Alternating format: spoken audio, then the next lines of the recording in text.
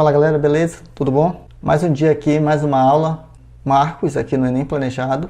De antemão eu peço que você inscreva-se no canal, curta os vídeos do Enem Planejado e ative o sininho para receber as notificações do Facebook e do YouTube. Olha só, hoje vamos fazer uma conversa sobre estudo, né? O foco do canal é falar sobre planejamento de estudo. A gente já trabalhou com vários tipos de questões, já começamos com uma pegada forte em matemática, em redação, mas hoje eu quero falar com vocês sobre como estudar. Já fizemos um vídeo, inclusive, e quase em todos os vídeos eu dou essas dicas, mas esse vídeo aqui é especial somente para isso. Olha só, no nosso ensino básico, né, na escola e até mesmo na universidade, não há o ensino dos professores de como estudar, né? A gente acaba por descobrir, principalmente se você estuda para concurso, vai assistir bastante palestra, vai correr atrás, vai ler, vai assistir vídeos de palestrantes da área da neurociência, da psicologia e de pessoas que testaram as técnicas, né? E só assim você consegue saber como de fato estudar. Infelizmente, no meio educacional, que é onde deveria haver isso com mais força, nas escolas, no ensino básico, na universidade mesmo, eles não tratam desse assunto, né? Eu estou ainda no primeiro ano do meu curso de licenciatura, ainda não vi, mas com todas as pessoas que eu converso, que já concluíram de anos não tão distantes recentemente, falo que nenhum professor fala sobre isso, sobre técnica de estudo, como o cérebro funciona, como a gente pensa, entende, grava, memoriza as informações. Nada disso é repassado, nenhum professor repassa isso, sabe disso ou ensina isso, certo? E o foco do canal é adentrar nesse mundo e começar a pensar de uma forma planejada. Essa pegada de gerenciamento de estudo, planejamento de estudo, da minha parte, se dá mais em virtude da minha área de graduação, ser em engenharia de produção. Uma área voltada muito para planejamento, para organização. E o estudo é um processo, ele precisa disso, precisa ser planejado, precisa ser gerenciado, beleza? Então a gente vai fazer um bate-papo breve sobre isso. Mas antes disso eu quero te mostrar uns dados interessantíssimos a respeito dessa temática. Olha só, esse gráfico aqui é do professor Celedônio, um cara muito expert em planejamento de estudo, ele faz parte do grupo de sistema de ensino, o sistema SAS, colégios particulares. E, por incrível que pareça, a questão do planejamento de estudo eu vejo mais isso da galera de matemática. Matemático é capaz de planejar. E um matemático, um engenheiro de produção, então, planejamento lá em cima, né? Foco nessa organização, nessa gestão de estudo. Então, geralmente, os melhores professores para orientar no estudo é um matemático, é um administrador, é um gerenciador e um engenheiro de produção, certo? Olha só, então como é que a gente tem que olhar para os números? Olhar para os erros, para os acertos, ver o que está acontecendo. E o Enem, ele tem, até um certo ponto, ele é muito parecido com um concurso público, mas ele tem uma diferença do concurso público. Bom, o que é igual a um concurso público? A forma de estudo. Você estuda, planeja, as técnicas de revisões, tudo isso é a mesma coisa. É um conteúdo enorme, assim como concursos públicos de médio e grande porte, é muito conteúdo, você tem que gerenciar num curto intervalo de tempo. Mas aí, aonde que difere o Enem de um concurso público no processo de estudo? Se difere em que assunto, questões ou áreas de conhecimento você vai focar. Que o Enem ele difere nisso. O Enem tem a famosa teoria de resposta ao item, o TRI, onde aquelas questões mais fáceis e médias acaba dando uma relevância maior para a sua pontuação. Você primeiro precisa acertar as questões de nível fácil, depois as questões de nível médio e, por último, a difícil, se você pretender um curso mais concorrido, como Medicina e Direito, por exemplo. Se esse não é o seu foco, jogando a regra do jogo, você deve primeiro priorizar aqueles conteúdos mais básicos e que cai bastante. Inclusive, a prova do Enem é o Exame Nacional do Ensino Médio, mas sabia que a maior parte das questões não é de ensino médio que cai, principalmente na prova de matemática? Não, é de ensino fundamental, por incrível que pareça. Então, esses conteúdos são os conteúdos básicos que você deve dominar e acertar, que geralmente as questões vêm de nível fácil e nível intermediário. As questões difíceis mesmo, você deve pensar em estudar só depois que conseguir vencer essa primeira etapa de aprendizagem, certo? Os professores, infelizmente, eles não falam isso, né? Eles não sentam e mostram, olha, esse assunto aqui, essa questão aqui é desse nível. E isso não acontece só com a matemática, isso acontece na ciência da natureza, ciências humanas e linguagem. A única de fora da TRI só é a redação, certo? E os professores, infelizmente, das outras áreas principalmente, eles não sentam, essa questão aqui caiu Brasil-Colônia. Brasil-Colônia é classificado no nível de dificuldade fácil, intermediário ou difícil.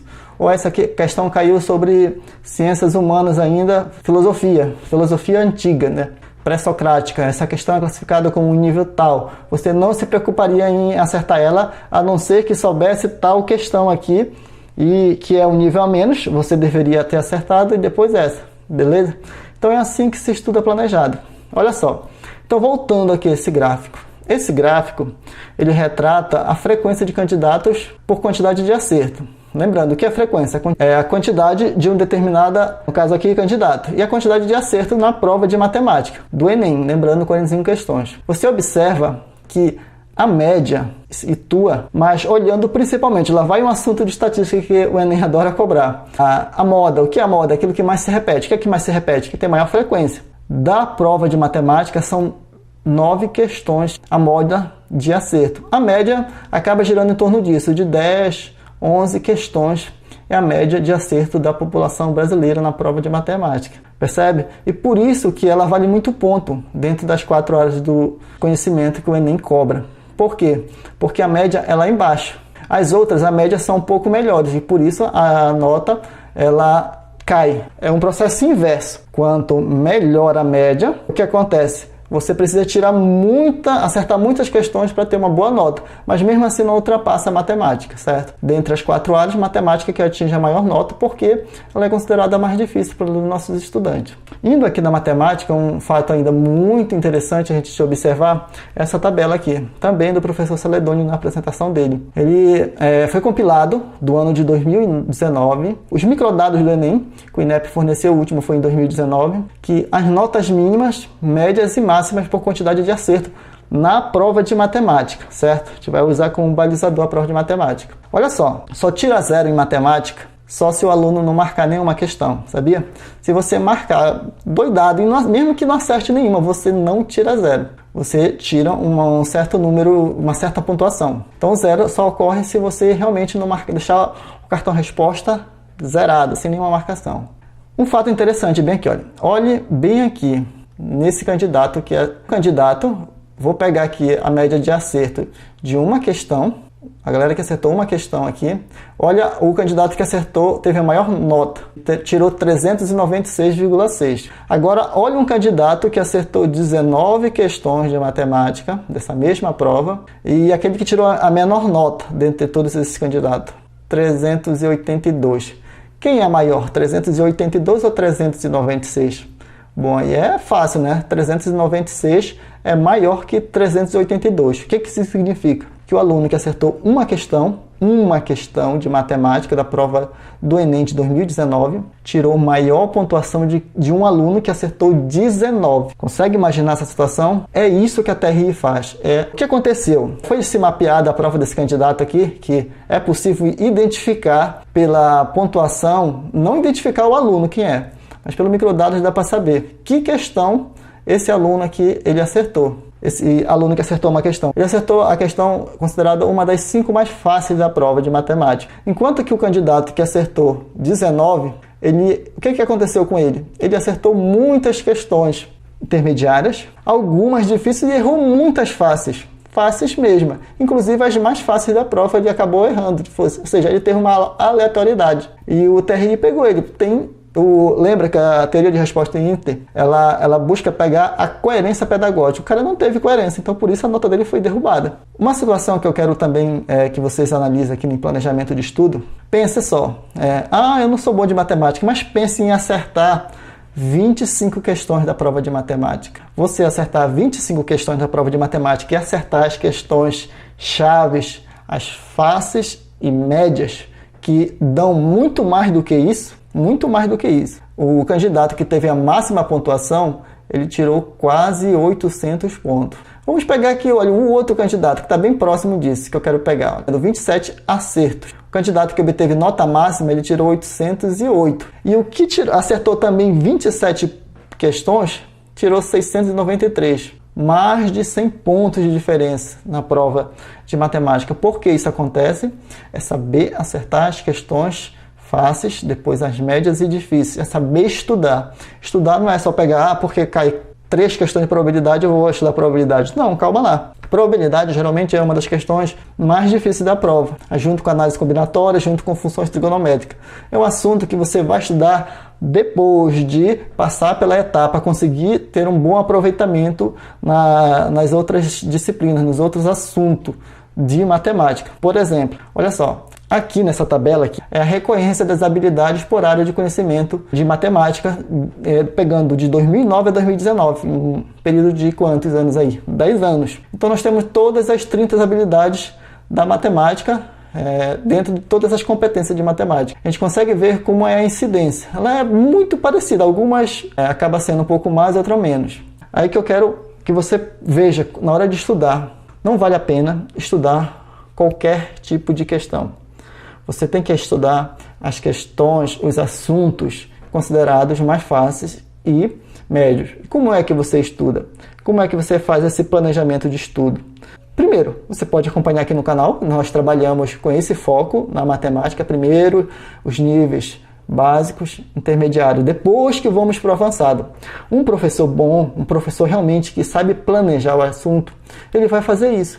Ele vai ver quando a maior parte dos alunos conseguiu superar aquele assunto, que é um assunto base. Depois ele passa para o nível seguinte e assim por diante. Porque tem conteúdos que dependem do outro. Por exemplo, você não vai estudar geometria espacial, envolve unidade de medidas, multiplicação, divisão e de muitas outras habilidades, inclusive espacial, se antes você não saber fazer conversão de unidades de medidas, não saber operar número decimais, número fracionários, expressar, modelar de forma algébrica o problema. Então ele requer uma gama de conhecimento que você só vai conseguir se você já ir agregando aos poucos. Então você só vai conseguir estudar e entender esse assunto e acertar no dia da prova se você realmente fazer essa pirâmide. Primeiro básico, vai subindo de nível. E o professor deve ou deveria fazer isso, né? Infelizmente nem todos fazem. Uma outra coisa muito interessante de técnica de estudo, que também muito pouco se faz, é a questão de saber o momento. Olha só como o cérebro funciona, né? Existe a curva do esquecimento. A gente esquece, é normal, todo mundo esquece. Só que aí você, ou seria ideal, alguém que pense, planeje por você, uma equipe pedagógica ou um professor, ele revisitar o conteúdo de tempos em tempos. Qual é o tempo ideal? Bom, não tem um tempo ideal. Você deve perceber, você deve ter esse fim de perceber, eu tenho que revisar esse conteúdo. Já se passaram 7 dias, 1 mês, eu tenho que ver se ainda está. Se for um conteúdo não muito comum para você e importante, ele é fácil, mas a gente pode acabar esquecendo o conteúdo fácil, que isso não pode ocorrer, você tem que ficar revisitando os conteúdos fácil e intermediário. Porque é o seguinte, pense numa situação, você está na prova do Enem, vamos supor 2 questões, tem uma questão fácil e uma questão difícil. Se você acertar a questão difícil e errar a fácil, meu amigo, essa nota vai ser igual a do candidato, do que acertou uma questão e outra 19, percebe? Então você tem que acertar as fáceis, depois acertar as médias e depois pensar em acertar as difíceis. E como é que você faz isso? Planejando o estudo, sabendo.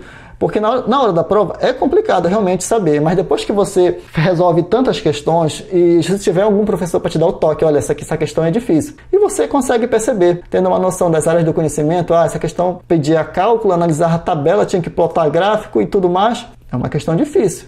O assunto pode ser teoricamente fácil, mas envolveu tantas habilidades e competências que ela se tornou uma questão muito difícil para você na hora da prova. Então é um tipo de questão que na hora da prova, inclusive, você deve pular. Se você percebe que você está se prendendo e ela é uma questão difícil, meu amigo, não perca tempo. Inclusive, é a dica que eu dou. Análise combinatória e probabilidade geralmente são questões intermediárias para as difíceis. Na prova de matemática, pule ela, vá resolver as outras de tabela, de gráfico, de função do primeiro grau, de regra de 3, de porcentagem e assim por diante. E só depois, se realmente sobrar tempo, né, que é muito complicado na prova do Enem, ainda tem isso, gerenciar tempo. Como é que você gerencia tempo? Fazendo simulado, testando no ritmo de prova do Enem. Então só depois que você pode voltar para ela e resolver. Planejar, estudar de forma planejada não é uma coisa fácil, não é tranquilo assim não.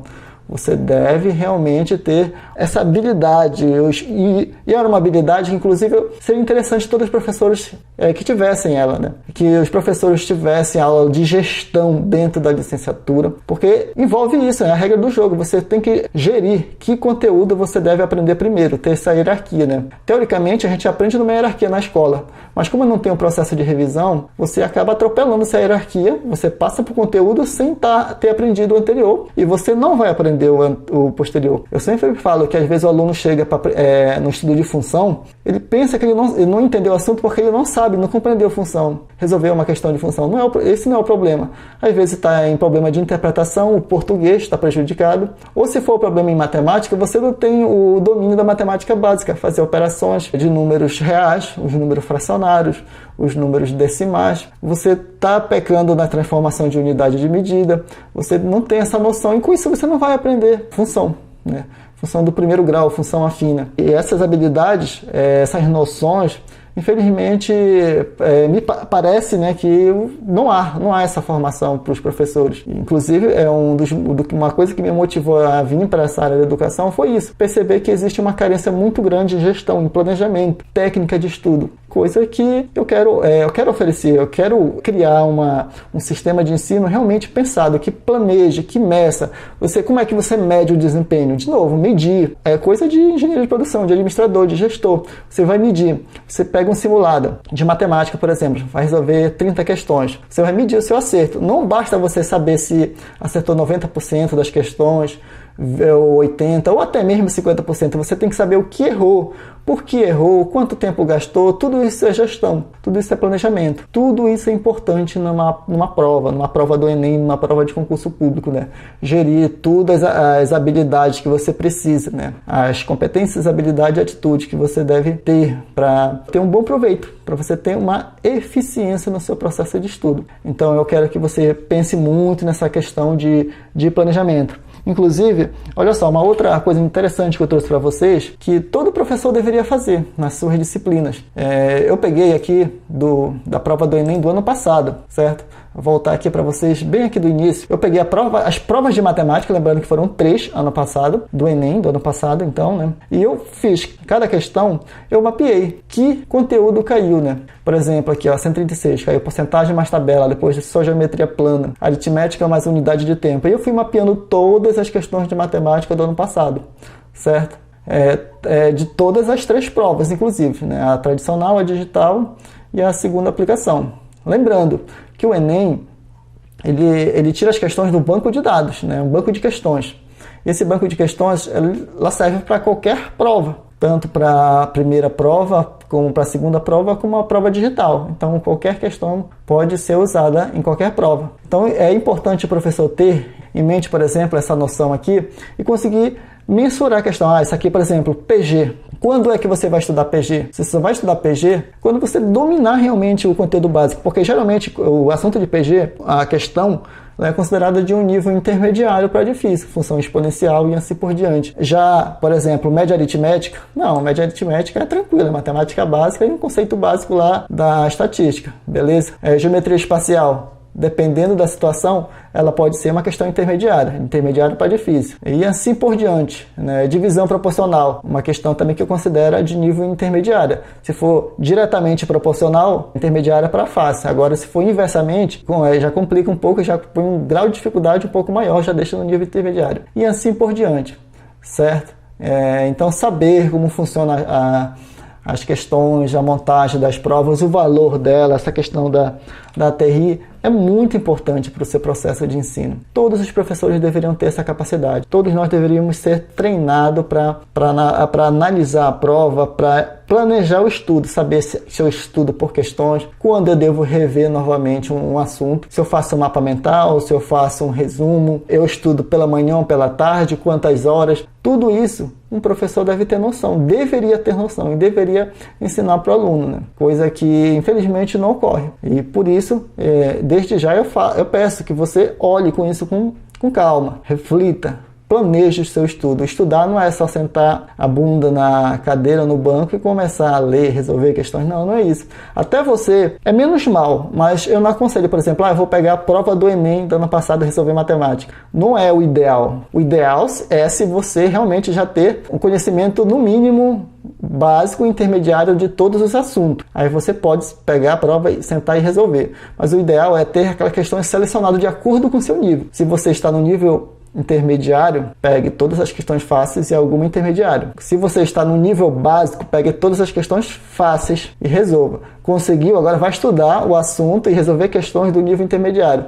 Conseguiu? Depois, nível difícil. Agora, se você realmente já está no nível, uma pegada bacana, de um nível difícil de acertar próximo de 40 questões, por exemplo, mais de 35, então você já é capaz de pegar e estudar pela prova, né? Resolver a prova. Mas enquanto isso, o ideal não é você pegar a prova e sentar para resolver. Só pegue isso quando você já atingir um certo percentual de acerto, que com isso você consegue identificar o seu erro, consegue gerenciar o seu tempo e muito mais. Então esse foi esse nosso primeiro papo assim mais descontraído para saber sobre esse refinamento de planejamento. Depois vamos detalhar cada análise dessa. Conto com você, inscreva-se no canal para não perder essas dicas, essa oportunidade de técnica planejamento de estudo. Beleza?